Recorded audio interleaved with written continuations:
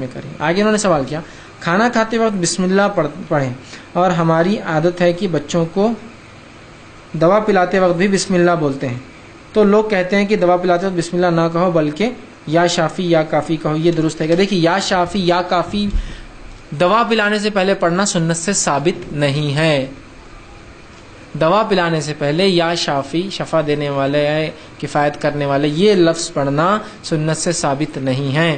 تو بسم اللہ پڑھ کے کھلائیے. بہت سے لوگ بولتے ہیں بسم اللہ پڑھ کے دوا کھلائے تو میاں بسم اللہ سے کیا آتی برکت, تو بیماری میں کیا آ جائیں گی برکت. تو میں دیکھو ایک چھوٹا سا اصول, مطلب بیوقوفی کی بھی حد ہوتی ہے.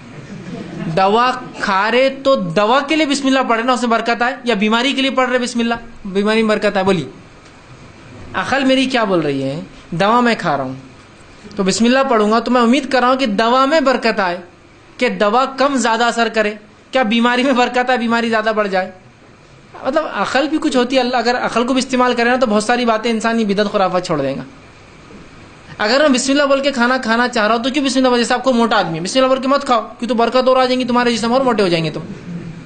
ہاں تو بولیں گے نہیں برکت کھانے میں آنا جسم میں نہیں, اور موٹا نہیں ہونا کھانے ہے نا. تو میں بول رہا ہوں عقل کا تقاضا تو یہ ہے کہ آپ بڑے بیماری میں برکت, تو بیماری میں کیسے آئیں گی. آپ بسم اللہ دوا پہ بول رہے ہیں نا تو دوا برکت ہو جائیں گی, دوا جلدی اثر کریں گی, بیماری کیوں برکت ہوں گی. مطلب عقل بھی کوئی چیز ہوتی ہے, بہر اللہ رحم کریں. تو بولے وہ اپنے عقل کی بنیاد پہ دیکھیے شریعت کو چھوڑتے ہیں, بسم اللہ نہیں پڑھنا, بولے دوا کھاتے, اس لیے کہ پھر دوا بیماری میں برکت, ارے آدمی بیماری میں نہیں آتی برکت, دوا میں آئیں گی اس سے. ٹھیک ہے, اور ہر کام سے پہلے بسم اللہ کرنا ہے. ٹھیک, تو بہرحال بسم اللہ پڑھی یا شافی یا کافی ثابت نہیں. جی